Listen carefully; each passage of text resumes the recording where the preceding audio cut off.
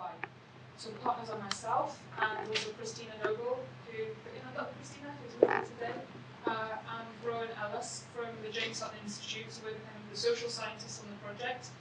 And we also have Simon Robinson and Jen Pearson from Swansea University, who are going to bring the computer science and technological expertise. And I really should have had it up here, but we also have our non-academic collaborators. We have Small Holdings Scotland and the Scottish Crafting Federation helping us out with this as well.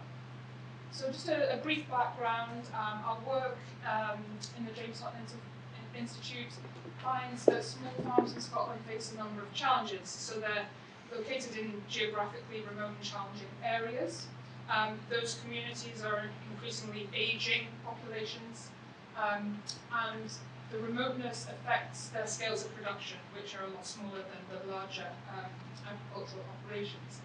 Remoteness also gives issues around access to markets, and all of these things are leading to declining profits for some small farms.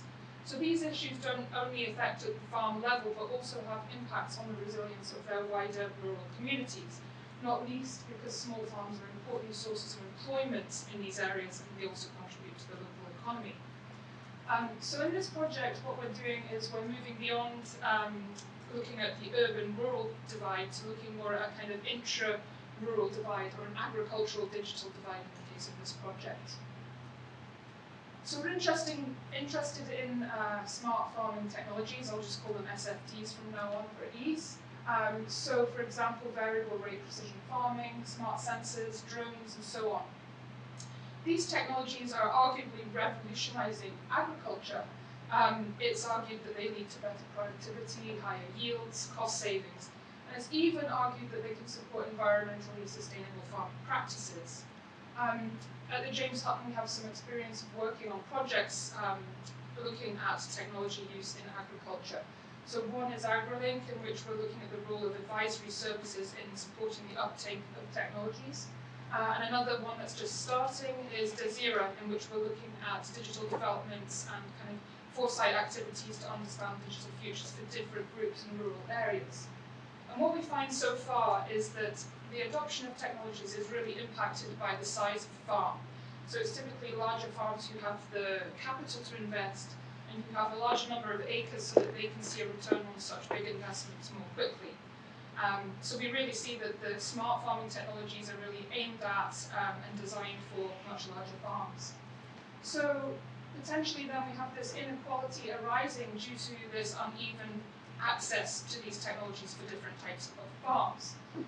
So arguably advancing digitization in agriculture can threaten further marginalization, especially for smaller farms and their wider communities. So rather than helping to narrow this digital divide, it can potentially make it wider. So the work plan then, we're aiming to understand and demonstrate the value of SFTs for small-scale farms, enabling them to benefit from these developments rather than be disadvantaged by them.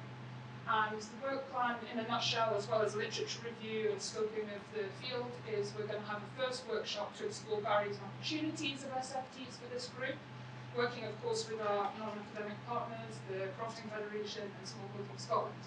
Hopefully in that workshop we'll also co-produce ideas for some prototype technologies.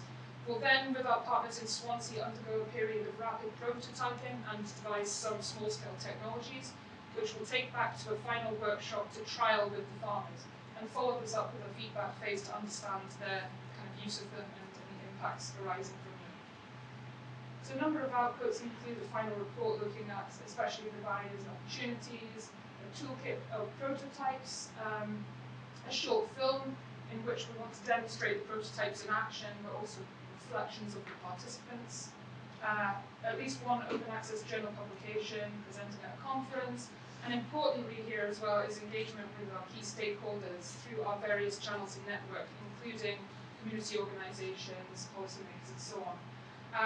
Quite timely that Christina and I have both secured a place on an upcoming EIP Agri workshop called Small is Smart, which is almost exactly the same as the title of our project. So we're hoping that that's going to be a really nice output from the project, and we're hoping also to collect a good evidence base in this project to develop into a larger project.